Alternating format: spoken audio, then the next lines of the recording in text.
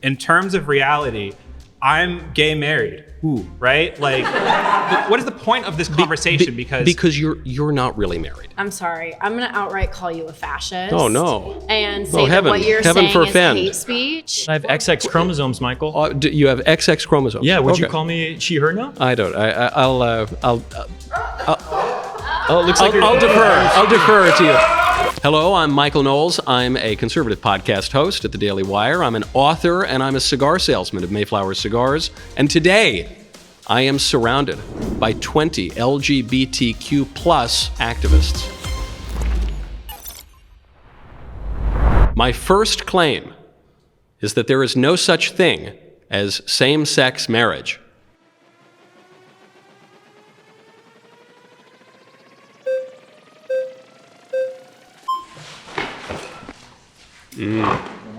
Wow.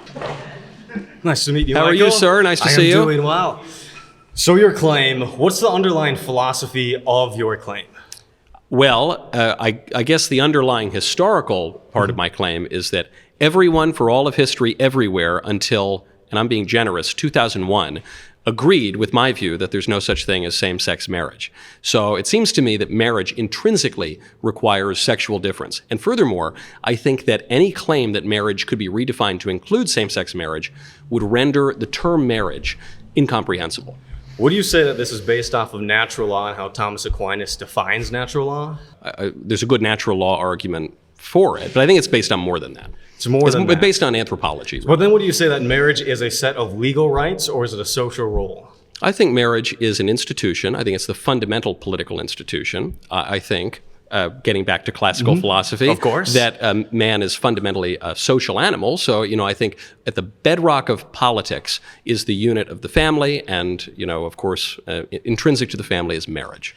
But all of those, especially with natural law, is just an assertion without evidence to back that claim, in that we see marriage over time in various cultures has been different things. In which cultures would you say you see same-sex marriage? I did not say same-sex marriage particularly, but the role of it when it comes to family, when it comes to the conditions. Because would you also say that if somebody is lawfully married, especially in the eyes of the church, they cannot be divorced and then married again? Well, I oppose divorce and remarriage, but I'm making a more modest claim than that. I'm just saying that at its core, marriage necessarily involves two different sexes. But how would you prove that? Because all of natural law is just this assertion. I can just as easily say the opposite, in that marriage is a set of legal rights. You keep bringing up natural law. I'm actually speaking even more basically. I love natural law, but I'm speaking even more basically than that. It seems to me that the only way that marriage could have a meaning is if it involves different sexes. But once again, you're defining that meaning. But marriage essentially is a set of rights conferred from two spouses when it comes to inheritance, when it comes to the rights of the children, when it comes to a number of about 1,100 federal and state rights. Okay, then what you're getting at is interesting and might help us move forward. How would you define marriage? I would say marriage is a legal contract between individuals when it comes to a set of property laws, when it comes to family law, when it comes to children, and many other rights that are conferred. And we do see that those rights have been conferred to members of the same sex. And so say that same-sex marriage does not exist is not true because we see it. Well, you say that marriage entails rights pertaining to children. Well, two men cannot create a child. But two neither women can cannot infertile create couples. And neither can, there are a number of couples that cannot have children. Sure, so infertility sometimes occurs, and that's And unfortunate. so does gay marriage. Well, no, gay marriage cannot occur. I guess. But you're asserting that without proof. We see that it does happen in that No, the it word doesn't. that we mean marriage. You and could the legal rights. You could say that there's such a thing as a square ball. You could say that, but a you're square ball asserting that doesn't it's a really contradiction. exist. Would you agree that people have been lawfully wedded in the eyes of the government, and those two parties are members of the same sex? No, I'm saying that isn't possible. So laws can assert all sorts of crazy asserting things. that without well, proof. like the law could say that a black person isn't a human being, but that wouldn't be true. That wouldn't make it true. But once again, when we get into this Aristotelian view of the world, that's an assertion. Would you agree? You're bringing up Aristotle. I don't know. I'm not bringing up Aristotle. But would you say I like Aristotle. that Aristotle, Thomas Aquinas, in the traditional view of the magisterium of the Catholic Church, are a view that you use to base your worldview off of? I am Catholic, but marriage actually even predates the church. So I guess my view is your definition of marriage seems to get a little muddled. You say it's a legal arrangement of family, but to say that marriage is a legal arrangement pertaining to family is circular. Of course, it's a legal arrangement pertaining I'm to family. saying it's what an is it? illegal arrangement. When you say it's an arrangement that pertains to children, you say, well, okay, now we're getting closer because only a man and a woman can produce a child in principle. Now, of course, some couples are infertile, but just because a human being, let's say, loses an arm, doesn't mean that human beings only have one arm or But you're might saying have that three it's arms. a We're discussing necessary component. And that necessary component doesn't come from anywhere. No. Well, I'll give you my definition of marriage. Absolutely. I think marriage is a lifelong union between a man and a woman ordered toward the procreation and education of children and as a secondary matter for the mutual support of the spouses. Well, once again, when we say ordered towards, is to look at the world with these preconceived notions about things. I'm not preconceiving anything. I'm just observing Asserting nature as it things? is. No, I'm just observing nature, and I'm saying that that's what marriage is. But if we're observing nature, we see that there are same-sex couples. So if we go, we are observing No, I'm not things. saying there can't be same-sex couples. I'm just saying there can't be same-sex marriage. Are there same-sex individuals that have entered into a legal contract that the state recognizes as a marriage? Sometimes the state gets things wrong, as I am arguing. But has is that happened a in the yes? case of Is that a same-sex yes? That marriage. there are couples of the same sex that have been wedded in the eyes of the state? Since 2015, the U.S. government pretends that two men can be married to each other. But you're basing off of that nothing. You're basing that off of nothing. No, I'm basing it off of the Obergefell decision from the Supreme Court. They're pretending. They're acting as if two men can marry According each other. to you? No, according to the Supreme Court in the Obergefell decision. We keep using pretend as if things exist outside of the institutions that we make. I'm just saying the word has a meaning, and I gave you a very clear definition of what I think it means and what statistically everyone for all of human history everywhere has thought it means. And you've given me this kind of jumbled description that keeps contradicting itself. And that's my whole point, is I think it is not possible to define marriage. I have nothing against two fellas. According to who? Prove me wrong. Prove you wrong. Once again, are there couples in the U.S. that have entered into a covenant that society views as marriage? Well, some people in society view it as marriage, but many do not. But you aren't the ones conferring rights to society. Right, but I don't think that the government dictates reality. I think that if the government came out and passed a law and said that human beings are people with 3 heads and 17 arms and octopus tentacles, and so we decree the U.S. government, that wouldn't make it true. But who defines marriage? Pause. You've been voted out by the majority. Nice. A pleasure to meet you. Good job.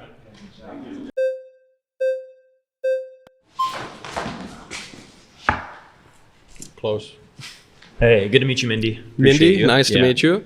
Yeah. Oh, my name's Mason, but it's Mason. good to meet you. Yeah. I'm Michael. Oh, gotcha. Wait, do you have a birth certificate? Not on me, but I do have one. Okay. Well, I can't confirm that your name's Michael until I see that birth certificate just as a defender of objective truth. But we can go more into the prompts speaking about marriage. You could actually, if you have yeah? faculties of reason and you say, well, this is the sort of fellow who presents himself, in a really? credible way, and you've probably checked with the producers here, they've probably verified that I am who I am. So Yeah. a reasonable are you person saying would be that able to gender is know who something I am. that is more performative characteristics? Is that what you're implying? Is that I'm able, with my faculty of reason, to assume that I'm speaking with the man in front of me? And therefore, I can just politely go with the name that you're presenting to me, almost as an act of respect? No, I just think that I wouldn't have gotten in this building if I weren't really who I say I am. So Okay, gotcha. that would be my deduction. Well, bring it back from to that. the prompt. Going back to specifically same-sex marriage. You said you argued from an anthropology? That's like your basis of Yeah, men and reason women for are this? different, and marriage involves one of each. Yeah. What specific culture are you referring to? Because we have All so many of them. cultures that have communal relationships in which people are raised. When you said in the act of procreation, Yeah. have you ever heard of it takes a village to raise kids? But That's I not didn't- something that's just a saying. No, I that didn't say actually in happens that, literally but- in specific but- cultures. But when I say procreation, that's the act of creating the child. And usually there aren't 3 or 4 people involved in that. It's usually 2 people. Yeah, but even those people that do create the child, oftentimes were referred to as different genders depending on the culture that it is that you're observing. Which So I cultures recognize from your are you referring to? We could talk about the Mayans. We could talk about certain Amazonian cultures. Well, I recognize that they're not Western cultures, so you Yeah. might not Well, prioritize them. But was that doesn't their- mean that they don't exist. What was their? unfortunately. Well, they no longer exist, the Mayans. Oh, but right, because what- of colonialism. I'm glad that you're But justifying it, though. what was their view of gender? What specifically Gender are you is something referring to? that's specifically a social characteristic that we're all performing in right now. I mean, you But can't what- say. no, kinda I'm going not. back to our I'm not original asking. I'm not interaction, asking your opinion. I'm asking what you brought up. The it Mayans. wasn't What did the my opinion. Mayans think? That's just something that is. But what did the observable Mayans fact. think? You brought it up. You seem so confident about this. What did the Mayans think about marriage and gender? What do you, we can talk about difference in the way that they are recognized. Can depending we? on I what don't the know that culture you is. know the difference. You said there was a difference, but you haven't explained how there was a difference. And I think this is what people Is do this a lot. wait? Is this prompt specifically on the Mayan anthropology? Okay, I'm trying to drill down to, Yeah. to see, when you say there are different understandings of marriage throughout history and time and space. I say, okay, maybe that's possible. How? tell me, point to the examples. And you said, well, the Mayans. And I said, okay, well, what did the Mayans think about marriage? And you don't have an answer. And none of these people have answers because everyone has. Do you have an answer? People can look up right now. If you're right near a Google, yeah, exactly. Michael's trying to hone me down on trivia night right now. No, I'm just right asking now, you to what we're trying explain. to talk about specifically are examples. I'm asking you to explain the point that you brought up. And so what people usually do is they say, well, look, I'm sure that there were all different types of marriage throughout history all over the world. And what I'm telling you is there actually hasn't been. So you're telling me that a Catholic priest are the people who created like a certain ceremony within the Mayan culture? Is that what you're telling me? I'm not telling you that. I'm telling you that if you want to listen, I'm happy to tell you exactly my I'm point. listening. Ears Okay. are open, Michael. Okay. I'm sorry, Mindy. For all of history, everywhere in the world, until roughly 2001 in the Netherlands, every single culture, every polity has believed that marriage is the union of a man and a woman ordered toward the procreation of children. And that's what it has always been. You're saying that's the specific objective of what marriage is? Yeah, that's what- for thousands no. of years, marriage has been used for property transfer. That's what marriage Marriage oftentimes it's also used for the mutual support of the spouses, but it is in principle ordered toward the procreation of children. That's what distinguishes it from other kinds of relationships. So I Would you think say that people- there's an aspect where love is important, that's specifically within this current culture? Would you say that you love your wife? I do, but now Okay, well, that always hasn't been the case, specifically when it comes to things like there are arranged plenty of people marriages today or- who don't love their wives. That's But absolutely true. I suppose the difference here, as I just mentioned, that love has not always been something that's recognized, and Right. even in some couples we love right now, we it's love not people there. in relationships that are marital and in relationships that are not marital. We sometimes don't love our spouses. We sometimes don't love people who are But not our I spouses. think the point of what this So that- conversation so is, that- Michael, is we're seeing different motivations in which people actually get married. But I'm not And so asking it doesn't about have to be motivations. specifically for the procreation. It doesn't have to be specifically for property transfer. And in some instances, it can just be the union of people who care about each other. Okay, And but- that's the but I- fixation and the obsession I care of about- same-sex couples. I care about is my- just what's so weird, specifically when conservatives claim to be big, strong men. Cigar salesmen that are out there presenting this certain image. It's weird how you're focusing more on gay people than oftentimes gay people focus on gay people. I'm not focusing on anything. I'm not the one who changed the definition of You marriage. came in here making the claim, hey, all of these marriages that I'm seeing are not legitimate. No, I'm saying they're specifically not because it hurts marriage. my feelings. No, because that's just not what marriage is. Like if you told me that there were such a thing as a square ball. The ball that we're referring to is a yellow ball and a green ball. It doesn't mean that the ball is square. Now where I think we're confusing our analogies. The reason one can't have a square ball is not because one has an animus against square balls. It's because it's in the nature of spheres and squares that one cannot simultaneously be both. The fear isn't seeing a gay marriage and saying, oh, boo, oh my God, I got scared. The fear is, oh my God, my rights are being taken away, or the institution of marriage is degraded, specifically because we're expanding it to people who also love each other. It's because even in principle, two fellas can't make a baby. That's the difference. As we mentioned, there are people that are infertile that you wouldn't say their marriage is any less legitimate specifically because they can't. In principle, their marriage is inclined toward the procreation of children. That's not true. Because It we is. just talked about there were certain instances where marriage is used as a property transfer. It's not for procreation. But again, it's What about also King it's also Henry it's VIII? also Would it's you also say that used any for of his marriages were illegitimate? He had a lot of trouble I would having because kids. I'm a Catholic, but that's a separate Oh, issue. gotcha. This is the issue. I love my buddy, right? I love my Aunt Gertrude. I love my cousins, but I'm not married to them. I have lived with roommates. I wasn't married to them. Many people have slept with people who are not their spouses. That doesn't mean they're married to them. Marriage has to have a definition that is different from all of these other kinds of relationships. And the only one that anyone throughout all of history until roughly 2001 in the Netherlands has ever come up with is that it's a union of a man and a woman inclined toward the procreation of children. And also it so happens that children are raised in a much better way from a man and a woman, This is a specific not from motivation two men. that you continue to reiterate and parrot. That is just not true if you look at various examples. Good to meet you, Mindy. Good to meet you. What was his name? I didn't catch it. That was easy. You got it. How's it going? Good. Nice to meet you. Nice to meet you. Okay. So I am not in this politics world. To be honest, all I know about you is your name is Michael and you don't marry your cousins. I which don't. Which is great. I don't. I avoid Okay. that. So I was taking some notes here on my handy dandy notebook. Okay. You're making a lot of appeals to things, appeal to nature, appeal to the dictionary, appeal to the past. Philosophy. Yeah. Anthropology. I feel like what you're ultimately appealing to is Michael's idea of marriage. And that's fine, right? But we Well, live- I'm appealing to everyone else's idea of marriage for all of history. Well, so here's the thing. Haven't there before, I don't get sidetracked here, but briefly to respond to that, weren't there other ideas in the past that were bad? Well, there are plenty of ideas in the past that have been bad and discarded. There are very few ideas that have existed everywhere for all of history and continue to exist today, albeit in a slightly different form, that are bad. So, right? but like Like- why am I supposed to care that people have believed something for a long time? Well, because often things that have endured forever everywhere do so because they work or they have some tethering to reality. But in can't we- this in case, terms of reality, I'm glad you mentioned the word reality, because in terms of reality, I'm gay married. Ooh, right? Like we live in a society where, if you look at polling data, society seems to be okay with gay marriage. And so if you personally don't want to get gay married, you don't have to. But shouldn't we? I mean, I'm thinking, like, what is the point of this conversation? Because you're not really married. You have a relationship with a man, I understand but you're not that- really married. I understand that you think that, and that's fine. But we should structure, because what's the point of this conversation, right? Like, I was kind of falling asleep through all, like, the Plato and Socrates and Italy. I didn't bring it up. But That was I know, the other guy. I know, That wasn't I know, me. I know, and we'll agree on that, okay? There's the agreement for the thumbnail, all right? But, like, the point of this conversation I can make it should very be practical for you. that we're deciding how we should conduct ourselves, Yes, right? I can make it very practical for you. Children do very poorly when they are raised by two men or by two women, relative My to men and understanding women. of the literature on this is that that's not true. What literature are you referring to? Unfortunately, I was not able to bring notes here. If you look it up after, I don't have notes either, but I'll tell you. You can reach out to me after. I can Okay, email it but to you. I can- we're getting off of my point here, and I don't like it. I So I'm think- going to keep talking now. I think it's so. you I want it think to you be need practical, do and what you want I to need- avoid. We're just the gonna important talk over point. each other. No I one's don't- going to we don't understand need- anything. we don't You've need talked to so talk. much more than me. I don't- You're the hero. Let me talk. Come on, Michael. Let me talk. So, If you want to avoid the point I'm making, which probably is good for your side of the argument, okay, then- if it's good for me, I'm going to do it. So, the point of this conversation is we're deciding ultimately, like, what should our laws be, Yes. right? If we live in a plutocratic society where a lot of people well, it have a shouldn't be lot of plutocratic. You mean pluralistic? pluralistic. Thank you. See, Yeah. I'm not a media guy. I'm just a guy. Why am I here? He's a professional. Pluralistic. Thank you, Michael. So we live in a pluralistic society. Yeah.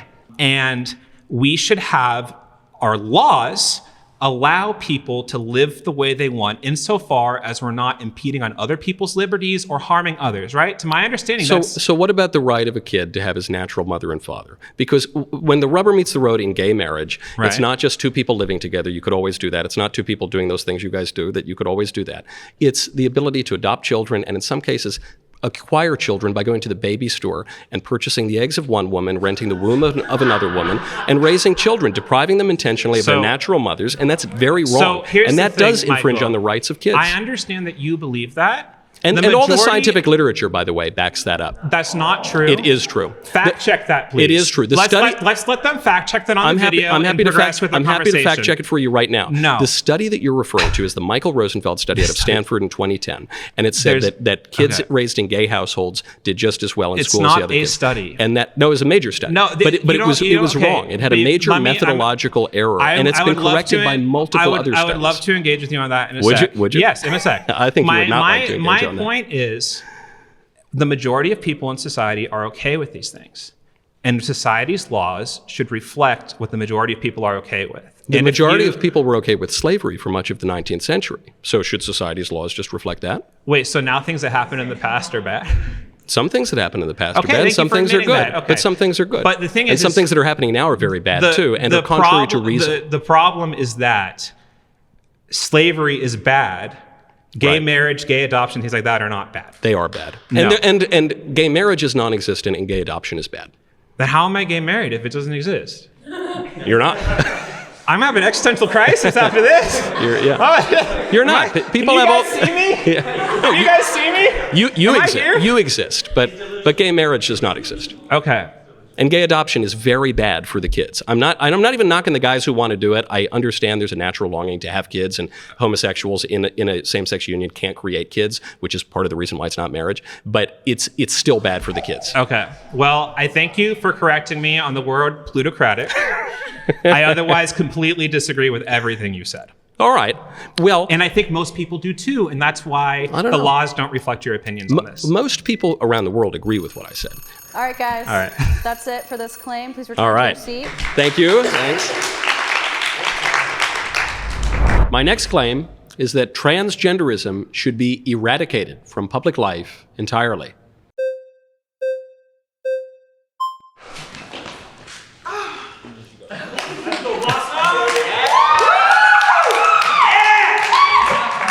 Hi. Hello. Blossom.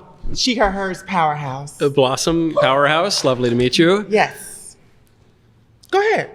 I want to know your ideology around transgenderism, something that doesn't exist. It just sounds more like conservative propaganda. So I kind of want to know a little bit more about what you're trying to communicate. Okay, I think for all of history everywhere, people have understood the human person to have something to do with his body. So like your body has something to do with who you are. Now there is an alternative view, which is called Gnosticism. It's a view that our bodies don't really have anything to do with who we are, that the body is maybe even evil, and that our true selves have no connection to our bodies. And I see in the transgender ideology a kind of Gnosticism that says that you could look like a man, you could have a man's genetics, you could have a man's genitals, you could have a man's everything. But if you feel on some deep level that you're really a woman, then you are really a woman. And I don't think that's true. And I think that the social effects of that are really bad because it leads to the depriving women of their legitimate rights. In some cases, it leads to rapes, notably in the last few years.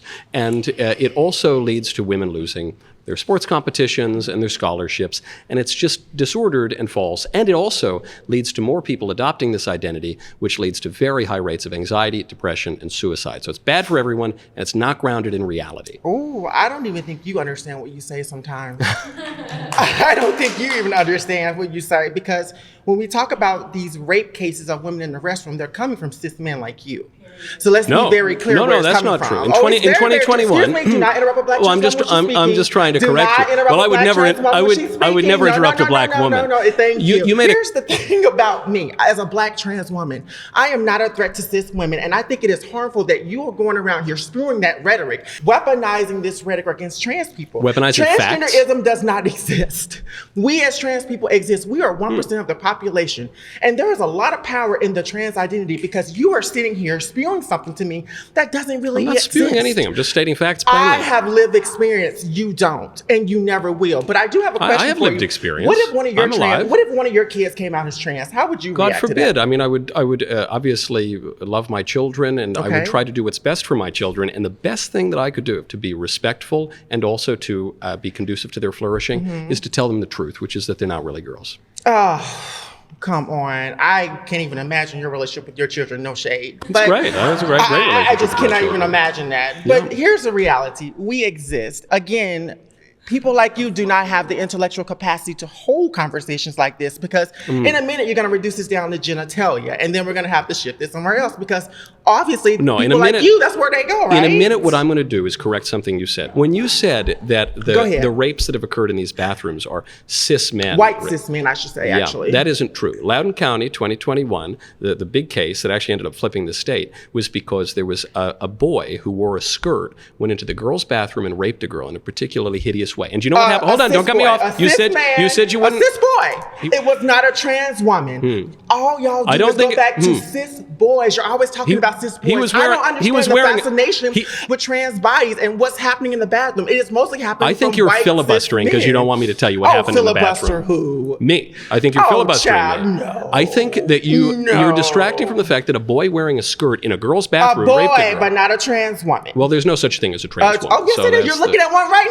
now. I'm looking You're at- looking at me I'm right looking now. at a- With lived experience. I'm looking with at a- lived experience. I'm- You are looking at a trans woman who has been transitioning for over 20 years, who Yeah. has lived experience. Yes, You're looking. You're but- talking to but an your activist here. but your You're identity talking to a is not debater here. grounded You're in talking to somebody reality. that's extreme. Oh, I am. I'm not ta- reality. I'm not really talking to In your anyone 'cause you head, keep I'm not. talking over in me. your head, I'm not, but I am in reality. Yeah. I'm here in front of you right now talking to you. You're confused Because about your identity. No, you are confused I'm not at the fact confused. that you don't really have any talking points right now because I'm. Then why aren't you letting me You speak? really don't. If I have nothing to say, Take me why on aren't your you letting show. me Put speak? me on your show. show. How about that? Then it would become How your about show, I that? think. Oh, yeah, I should have a show. I should have a show. In But go ahead. 2018, there were 2 rapes in bathrooms, and one in Wisconsin, one in Georgia. From men, also cis because men, of the say it. transgender identity. But say it, cis men. If men. you're going to describe a boy who wears a skirt and goes into a girl's bathroom No, you as are. a cis man, no, I didn't. No, you are. This is the example that you run to. Past that, you have nothing. I've just given you 3 have examples. nothing. I've given you 3 You have examples in nothing. recent years. You don't. You've Well, been that's struggling this entire news to time. me. Have I? Yeah, you have. I think And love it. the trans lady doth protest too much, methinks. Bye. Goodbye. Perhaps I'll see you on my show. Yes, invite me. Yeah. Get my email. Tell your people to get my email address. How about Sure, that? yeah. Good job.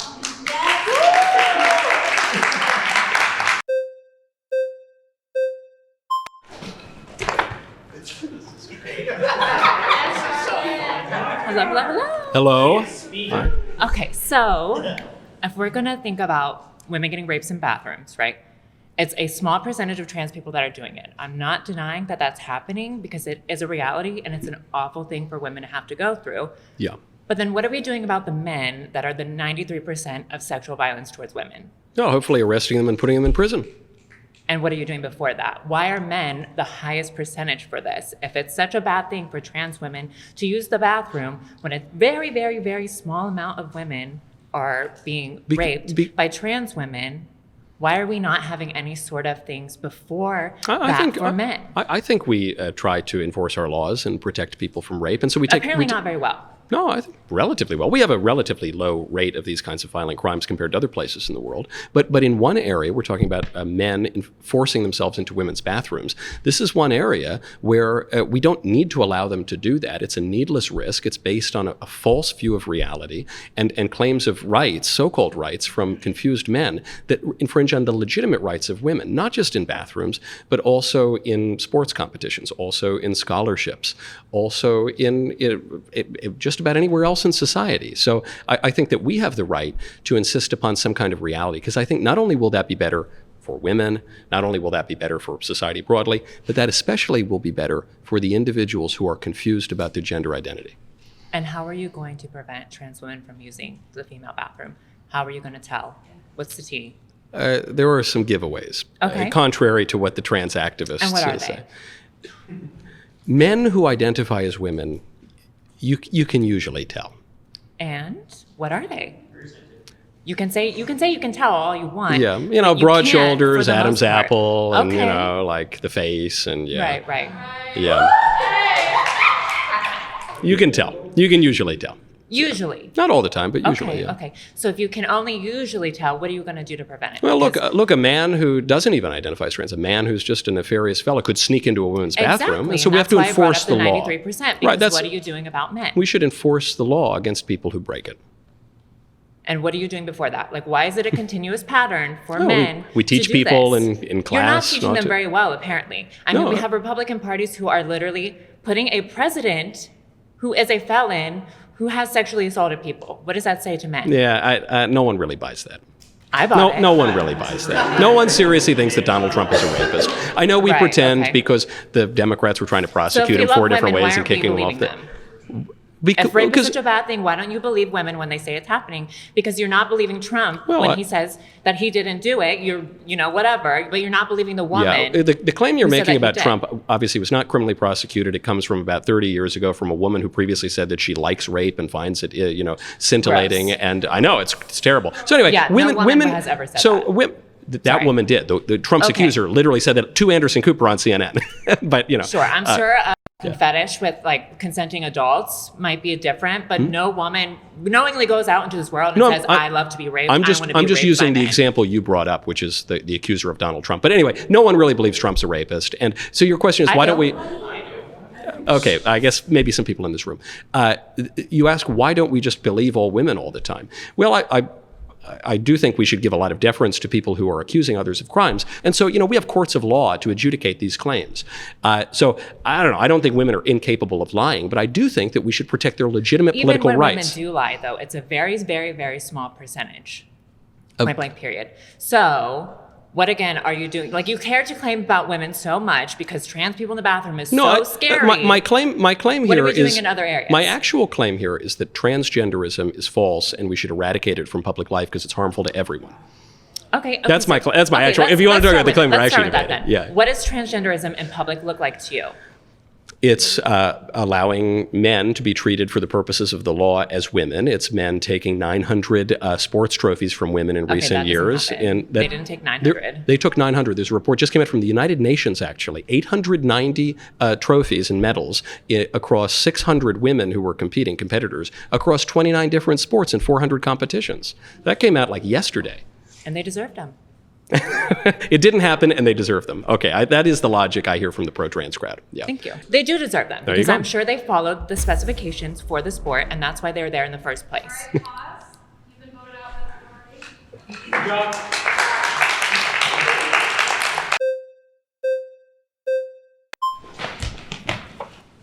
Hello. Hello. So I think I want to start off by asking you what your solution is to, like, the word eradicating. Like, Yeah. what do you mean by that? Well, the word literally means to pull up by the root. So not just to have some half measure where you say, okay, we're only going to trans kids after the age of 9, but not under the age of 9. Okay, we're only going to let men who identify as women go into this bathroom, but not that sports team or whatever. I don't think a half measure makes any sense. In fact, I think a lot of the conservative arguments. You're not answering my question. What's the solution? Oh, it Like, means how to do you- uproot it. We didn't. So how do we, you do that? I want to know how you're going to uproot an entire percentage of people. I'm not uprooting people. I would return American public law to what it was before roughly 2015. I don't understand the perspective of how you or the Conservative Party is going to make any sort of progress in eradicating an entire percentage. I think it's just We're not very- eradicating people. You're trying to say that because it makes us That's look what crazy. you're saying. No, I said I want to eradicate a whole ideology of transgenderism. trans people. That is going to be people that you are No, taking. like if I want to eradicate poverty, that doesn't mean I want to kill all the poor people. I'm not saying quite the you- opposite. I'm not right? saying that you want to kill. I'm asking you what your plan, like what in the best case scenario, how are you going to get people Yeah. to stop being trans? I think we're going to tell boys that they're not girls, so we're that they're going to boys. tell boys that they're not girls, and Yeah. they're going to listen. Yeah, basically. Really? Yeah, that's what we've done for most of because history. That yeah. happened to me, and I can promise you to God that I didn't listen. Yeah, well, because we live at a time that is affirming the transgender delusion. But if we lived at a more sensible time, probably you would have listened, and you But might have we're had some. not. And I think we should just return to a more sensible kind of politics. But how? What is yours? You're not giving a solution on how you would even be capable of Yeah, doing I think I am. something I like think that. we kicked the fellas out of the boys' bathroom. We kicked the How are transgender you teaching going out of to do schools. that? We just enforced the law as it was before 2015. There was it's not a that law hard. prohibiting trans women to go into the women's bathroom or trans men going into the men's bathroom. Yeah, it's there in the term "women's bathroom." That's a law. That's why men can't go That's in. a law. Yeah. Yes, there are all sorts of laws against public indecency, for one, against men going into women's sports leagues. There are all sorts of regulations against that, or at least there were until recently. We did not have established in public life transgenderism until very, very recently. That's not true. That That's is not true. true. What about the two-spirited people What is the two-spirited people? in the indigenous community? They are. I don't want to get into semantics, but I know that the fact is that there has always been trans people. Do you know where the phrase two-spirited came from? I don't. Please It came from enlighten me. It came from the 3rd annual Intertribal Native American First Nations Gay and Lesbian Americans Conference in 1990. And the woman who coined Yeah, that I'm term, like, I just don't think that that's true. it's true. Like, The woman I who coined that term admitted. again, Hold on. like, Let you're me trying- just finish my point on this. The woman who coined that term, Maya Laramie, admitted somewhat recently that the term two-spirit came to her in a dream in 1990. Now, the Ojibwe Nation actually has translated this term. I just It's the don't. I Niche don't Mani see- I Duwag, don't but they understand- translated it from the English in understand 1990. How you're capable of eradicating an entire percentage of people by setting laws because people are You're so not. gonna go, I think you're choosing not to hear what I'm saying because I'm saying we don't want to eradicate any people. Isn't we the want to word eradicate in the prompt? But the other word is transgenderism, which is an ideology, not a But group of people. I am a transgender person. You can't just you are skip a over confused that fact. person, but I'm you're not- babe. I'm so secure in myself, and there's other women in this room that are also trans, have been trans for 20 plus years, 7 years, babe, that know exactly what they're doing. You're confused because it's not How possible are you for a man capable to of become a looking woman. at somebody without knowing their bodily autonomy, knowing anything that's going on with their medical Bodily history, autonomy? anything? Because anything. I know You know nothing I know about the me. basics of human nature. You know nothing about me. I know that you're And human. and I know a little bit about human nature. And I know that a boy you. can't become a girl. So that's what I Does know. anybody want to take over? You're tapping out. Thank you. Yeah. Yeah.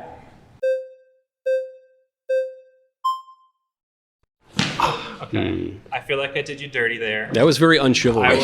I'll let you. I'll only take a sec, okay? Everyone, just vote me out in like a minute or two, okay?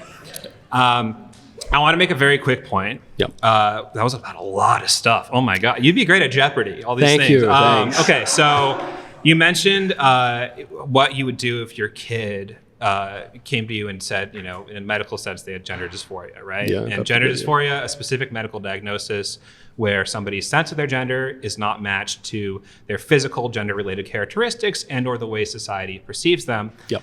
In a world where gender-affirming care is allowed, as a parent, you still have the right to not have your kid go through that care, right? In It's some informed places. In consent. some places you don't.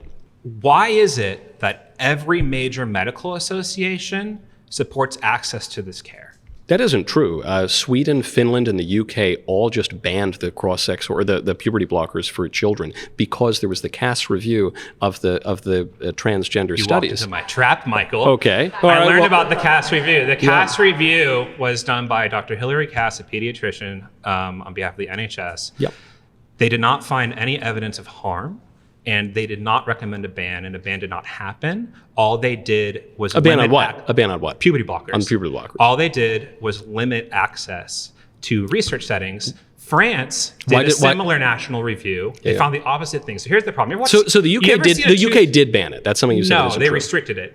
Have you ever seen? What's the difference? Guns They are banned it for restricted. kids. They're not banned. There you go. That's the difference. They- So, have they- you ever watched a toothpaste commercial, Michael? This is my line I prepared. I yeah, want to say. okay. Okay, Be so my guest, yes. You know when they say 9 out of 10 dentists recommend this toothpaste? Yeah. I feel like what you guys do is you point to the 10th Who's dentist. you guys? The Who's you people, people? who are conservatives and Yeah, advocate your position. Yeah. They say, look at the 10th dentist. They're a Yeah. dentist, and they think the toothpaste is terrible. What about the other 9 dentists? but Why they- is there a global Well, I'll tell you. medical consensus? There isn't a global What do- medical Yes, there. consensus. Okay, You know, GLAAD, Gay and Lesbian Alliance Against Defamation. I bet you didn't know that acronym. Haha, taught you I something. did not. I did Google GLAAD, Yeah. medical associations. They have Yeah. a page where all of this is just links to But- like 30-something medical Yeah. associations. But you're suggesting that the review by the NHS of the puberty blockers is the 10th dentist, and it's not. And furthermore, even the New York Times, which I don't read. I don't like the New York Times. Dr. But New York Times? Okay, The, here's no, the the New York, thing. hold on. Let me just make this point. The New York Times came out very recently in 2022. The puberty blockers, contrary to what we've been told,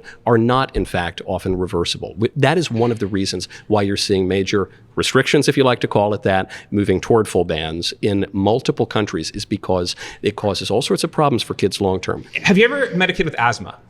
Yes. So a kid with asthma might be prescribed. I'm sorry, I'm blanking here. This is hard. This is hard. Yes, thank you. It's a steroid, right? Yeah. Steroids can have side effects. Doctors monitor for side effects. Yes. So puberty blockers can have side effects. Doctors monitor for But side the effects. problem is that asthma responds to a real medical condition where you have trouble breathing. Gender and dysphoria is in the DSM. It's Okay. all right. You're out. Thank you. A pleasure. All right. Nice talking round to you. two. Yes, there Nice we go. talking Yes, to thank you. Yeah, I'm happy to continue this if you want. Happily, yeah. All right, I added 5 more minutes. Oh wow, you guys, thank you. Wow. Hello, Hi, I'm Lex. Lex. Nice to meet you. I'm Michael. I want to talk about the term eradication. Okay. Eradicating trans identities, sure. Trans people is really what you're referring to. It's not there. what I'm referring to. Sure. So I want to chat about where we've also seen that before. Can you guess? Where? I'm going to guess you're going to say something about Hitler. Do you want to know the first book burning that the Nazi Party did? Please, yes. It was the Library of Queer and Trans History. It's outrageous. I heard Martin Luther burn Thomas Aquinas' books, which bothers me even more. It's so funny you want to bring up Martin Luther right now, but that's a whole nother conversation. My point Plato is, advocated book burning. fascism as a whole really loves to hone in on small portions of society. And right now, I'm sorry, I'm going to outright call you a fascist. Oh, no. And say Oh, that heaven. what you're Heaven saying is forfend. hate speech. What you're calling for is an eradication of an entire community of human beings that deserve Just because to you say exist, that doesn't make it deserve true. to have rights, that deserve They do kindness deserve and to have rights. respect. Oh, yeah, I agree. And I totally you, agree. as a I think you're very disrespectful to them by lying to them. I think lying is very disrespectful. Oh. Yeah. Guys, do you feel like I'm lying to you? No. Okay. Just want to make sure.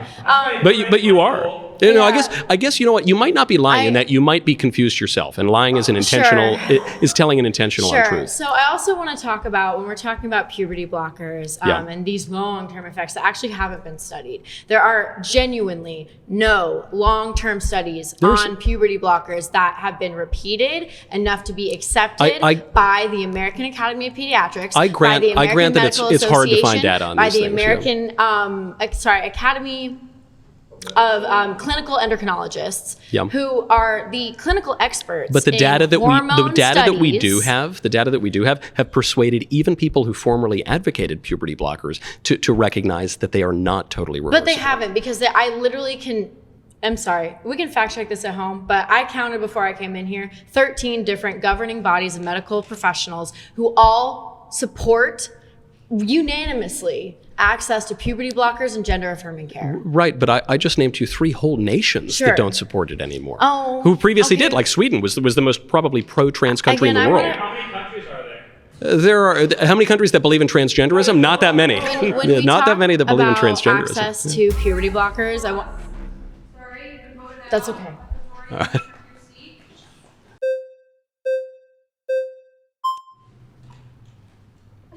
All on your own. You got it. Thank you. Whoa, look at all the support coming from Indy. I really appreciate it. I just find it interesting how usually this is Matt Walsh stick from y'all's place, and it seems like you're trying to leech on it from a lot of the media attention that you got from the transgenderism should be eradicated. Do you want to talk a little bit more about why a woman should be doing that instead of a man like Matt Walsh? People don't usually confuse me for Matt Walsh. They usually confuse me for Rachel Maddow. But right. she didn't come well, here you either. present very feminine, which is why Do I I? feel like it's weird that you keep calling yourself like he or this term Michael. Well, I'm I glad- still have I'm- yet to see a birth certificate. Or I'm I've glad yet to that see anything I'm glad proving that what your I'm gender glad is. that you recognize that there are stereotypical behaviors of men and women, and that they maybe ought to behave in those ways. that's what a social role That's is. good. It's Yeah, performative yeah. characteristics. So it Yeah, looks yeah. like we're agreeing. I don't What deny. I don't agree with though is that you're saying again these specific biological essentialism, which you cannot prove right now. I have not been proving. I wouldn't call Neither myself have anybody. I wouldn't call myself a biological essentialist. You in the said sense, things like chromosomes, genitals are the only things that can determine what people can. I've never perform said as that. When specifically. did I say that? You, what do you mean? We can rewind the prompts. You guys Please, can go back in the please video and do. go ahead Good and say luck. that. Good luck doing that. What have you said then? I agree with you that there is a social and performed aspects to gender. In fact, I agree that there is a distinction to be had Wow, between Judith sex Butler's and gender. disciple. We love to hear yeah, it, no, Michael. Judith Butler goes a little wrong. I guess my point is that pro-trans people say that when you are a man, your body is that of a man, but you desire to behave in a way that is not like a man, that you should do that. And then actually you should change your body often to be more like the opposite sex. And I guess my argument is... Well, that's not something that's advocated for people who all experience gender dysphoria. There are certain instances where the medical community will say that this does You don't improve think people's quality of life. you don't think that Hold on, puberty Michael, blockers come and on, I let cross-sex you talk. I hormones let and you talk, surgeries Michael. are Come on, advocated for? Let's stop doing this. Well, I'm glad you know my I've name never now. said that. You Well, did just say that. I am being respectful this time. Well, that's good. Because I want to, just respect and show that it's not something that has to be proven on a piece of paper the way that we engage as a dialogue. So I'm just choosing to use the respectful terms that you've said, Oh, even though you good. still haven't proved that your name's Michael, by the way, which is a little bit weird. Yeah, But yeah. we'll continue to go back to not all medical professionals will advocate for gender affirming care for every person that's trans. Yeah, Oftentimes it's a social transition where people are Yeah, just yeah. changing their name or the way that they're dressed. So Yeah. let's just have some appropriate respect. But that's a Let's bad just idea treat too. people like society. That's a bad idea Let's too. just treat people because that's societally the correlated way with that all they sorts of terrible outcomes, and it's contrary to reality. Is it? So to your point, wearing certain clothes is contrary to reality. Yeah, if you go to Scotland behaving and like see a someone in woman a kilt, if you're are a you crying, man is Michael? Are you behaving- crying because you No, see a man in a kilts kilt? are very masculine. Oh wow, there you go. I actually, so I'm you're saying willing that to. gender roles can change. They're malleable. Is that what you're saying? No, I'm There's saying not I'm- something intrinsic that Well, says I should wear this not particular exactly. set of Fashions clothing? can change, Okay. but I'm willing to go further than maybe some of my friends and colleagues and conservatives, which is that I don't think that gender is just your biology, because I don't think think a human person is just a body. I'm not a materialist. I think that we're body and soul. I think that Okay, we have, so that goes back to, again, you arguing from a religious perspective, which Or you a- have an or- American or a right to philo- have, or a but it's an philosophical American right to have that perspective, yeah. lack of religious perspective too. And But- that's what I'm trying to be but here. you- I'm a patriotic man, Michael. Right, but the- USA. but I guess- love I guess that. the- I guess Well, the- should we have the I guess- freedom of expression, I guess freedom, the- the First Amendment? That's what it's we all don't for. have, there's no First Amendment right to obscenity, first of all. But second It's of all, obscene for me to wear a dress. but the view Isn't it weird? Because I have Pride- XX chromosomes, Michael. Yeah, Big surprise. You have XX chromosomes. Yeah, would you Okay. call me she, her now? I don't. I'll Oh, it looks like I'll defer. I'll defer to you. I don't remember. I don't remember your name. What is your name? What would you say my name is? I don't know. You can determine. You just said easy. It's No. very easy to determine. Well, I could say if you look more like a man or a woman. But What what do I is your look name? You look more like a man. Okay, With well, that I question, appreciate it. you certainly do. Thank you so much. to- Because I don't. I have XY chromosomes, by the way. But you little Yeah, of flustering course. right there is a little bit. It shows that I you're don't like know, these freaking out days. on trying to figure out what objective I don't think truth is. I don't think I'm freaking out. I think that people are intentionally confusing people in public, which is one of the problems of Intentionally transgender. confusing? Yeah, for a man to pretend to be a woman, that Well, would be one you've been example saying that of you're it. a man. I'm not seeing any masculine qualities, but I'll still call you a man for the rest of this video. Yeah, that's why I'm glad you do. But because actually, our identity as people doesn't depend upon some kind of performance. I don't need to wear a tank top or look like a big You He-Man. just There's just an conceded that objective gender reality is to it. performative characteristics. There- That there- is something that you just said. There- Rewind again, like there- 20 seconds. There is, if you would listen to what I've said, there is obviously a socially enacted aspect to sex. The pro-trans people who are operating off of a religious, or rather irreligious, Gnostic anthropology say that when there is a distinction between the two, one should favor the fantasy over the biological reality. And what I'm saying is when there's a distinction between the two, which does sometimes happen, then if you're a fella, you should just act like a man. Yeah, and you acting like a man again is going to change depending on what the cultural context it is that you're residing in. Yeah, not all that As much. you just said. Not all you that just much. said if I wore We're not if I wore a seahorses. I'm dress never right gonna now, give birth, You'd be like, you know? yo, that's a little bit weird. But just because I have a plaid pattern on it, you're going to say it's masculine to wear a kilt. That's something Yeah, that the just Scots proves are right pretty. there, The be Scots are pretty malleable. masculine. Yeah. It's malleable fashions depending on the change. culture that Fashions you're in. change, but human nature And does that's not. something that you just can't change, Michael. But I appreciate it. I'm sorry, Mindy. Mindy, huh? All right. Say it again. Thank you. I appreciate that. Hey, before we go any further, we want to take a moment to say thanks so much to Straight Arrow News for powering the fact checks in this video. Straight Arrow News is an app and website that is on a mission to raise the bar on journalism in a time of media bias and mistrust. Their team of journalists believe that unbiased news should be the standard and not just the exception, so they report down the middle with facts, delivering news without bias, filter, or spin. Plus, their Media Mist tool allows you to discover news that's being underreported or not even reported at all by different sides of mainstream media. That's why we're so happy to be partnering with Straight Arrow News. The work they're doing gives us a complete picture of the news straight from our phones and tablets with their app. Go to san.com/surrounded or click the link in the description to check it out. By clicking that link, you're not just supporting this channel, you're also supporting a group of journalists that are raising the bar on news and focusing on serving you unbiased, straight facts. Thanks again to Straight Arrow News for partnering with us on this episode. Now let's get into it. My next claim is that LGBTQ identity is a social contagion.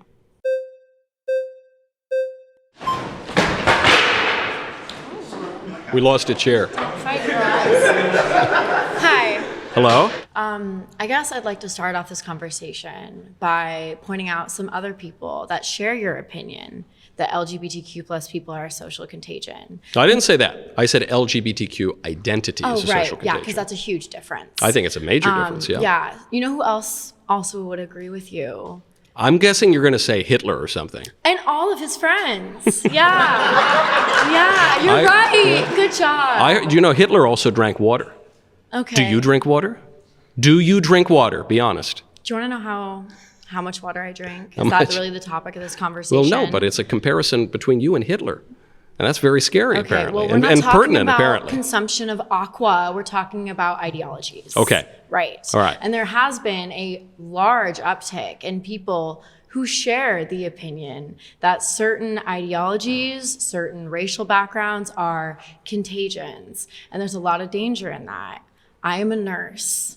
My background and my education has provided me with the privilege of being exposed to people of all backgrounds, people of all belief systems. I think that if we're going to talk about social contagions, I think we should start off by ones that have positive and negative impacts on society, because I could just as much say that hatred and bigotry are social contagions, that toxic masculinity is a social contagion. That Are you saying that I'm a sort of pinnacle of masculinity? No, I wouldn't say that. All right, then I'm not toxic. Perfect. Yeah. Okay. I could also say a myriad of other things. When you say that LGBTQ plus identities are a social contagion, would you then venture to also say that you would like to see people like me and the rest of the people in this room eradicated? No, that would be quite a leap. I'm just. Is it a leap? I think so. I'm Okay. observing a pretty basic social phenomenon, which is that in the 90s, about 1 to 3% of Americans identified as LGBTQ. And then in 2012, about 3.5% identified as LGBTQ. Fast forward to 2020, it was about 5.5%. Fast forward to 2024, so really, really close, it was 7.2%. And now there's a number from NBC News, says that 30% of Gen Z identifies as LGBTQ. So I guess my observation is just either there's something in the water turning the frogs gay, or there's something, Jones. Okay. which actually, oddly enough, there was a Yale study that kind of proved that, but it's a topic for another Luckily, time. they got rid of the DEI program at the EPA that was turning the frogs gay. This is good. That's good. The EPA also discovered that. We're getting sidetracked. Either there's something in the water turning the frogs gay, or there's something social and cultural going on that would lead to that huge increase in the number of people. There was a study just came out of University of York yesterday that showed a 50-fold increase in children who think they're the wrong gender over the last 10 years. How do you explain that if it's not a social phenomenon? I would love to speak to that actually, because one of the jobs I've worked as a nurse is as a nurse at a summer camp for trans teens. I've worked with hundreds of trans teens. I think that when we're talking about how people identify, how comfortable they are to identify the way that they identify, and their ability to assert themselves in that identity, the social environment that surrounds them can either hinder that or allow them to embrace themselves. So are you saying, I'm trying Can to I finish my point, please? I'd like you to, yeah. Thank you. When we are talking about people's ability to assert themselves and their identity, if they are growing up in a society that tells them that they don't exist, that their marriages don't exist, that they're a social contagion, do you think that psychologically that person would feel empowered to assert they're not a themselves? social contagion. The fact of identifying as LGBTQ is a social contagion. You can go back to semantics all you want. Semantics means understand. meaning. So if we want to understand what we mean, we actually do have to delve into semantics. I'm going to go back to my point. Thank you. Let's try. If someone is surrounded by people like you who are saying that their identity is invalid, that their existence isn't valid, that their marriages I are don't not say their valid. existence isn't valid. Who would say that? Do you think that that allows them to be in an environment where they feel empowered to do so? They feel empowered I to think be themselves, to admit to society around them, this is who I am. Yeah, but that isn't who they are. If a little boy says he's a little girl, he isn't really a little girl, he's a little boy. And I think it's actually very harmful to tell a little boy who thinks that he's a little girl that he's really a little girl. Why? And my evidence for this would be that transgender identity, which has skyrocketed, especially among young people, is tied to vastly higher rates of anxiety, depression, and suicide. The transgender suicide rate, as I suspect you know, is between 32 and 50%. You are flipping a coin. If you tell someone to embrace his transgender identity, you are basically flipping a coin with his life. And so I think that's very harmful to that person, and it's not founded on human nature. I would shake your hand, but I don't really want to. You don't want to. All right, that's okay.